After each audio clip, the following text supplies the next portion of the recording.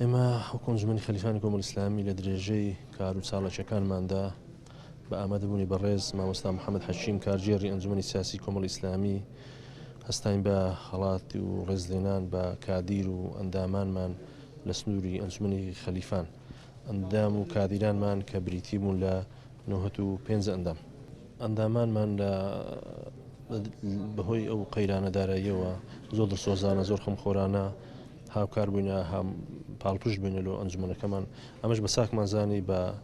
وازبی سەرشانی خۆمانزانی کە ڕێزیان لێ بنێن و خەڵات و ڕێزلێنان مەسەدا بەشکەن. ئێمە وەکو ئەندامان و لایەنگیرانی کۆمەڵی ئیسلامی دەستخۆشی لە ئەنجومەنی کۆمەڵی ئیسلامی خەلیفانەکەین بۆ ئەو ڕێزلێنانە و بە خێراتی مامۆستا محەممەد حەچیمەکەین کارژێڕی کۆمەڵی ئیسلامی لۆ ئەو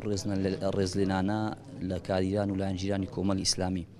و ئێمە وەکو لایەنگیرانی کۆمەڵی ئیسلامی دەڤەری خەلیفان ئامادەینە لۆ هەموو ئەرکێکەوە پێمان بسپێدێت لۆ خزمەتی دینی پیرۆزی ئیسلام و ئەو ڕەوتە ئیسلامی کە لە دەڤەرەکەمان شانازی پێوەکەین.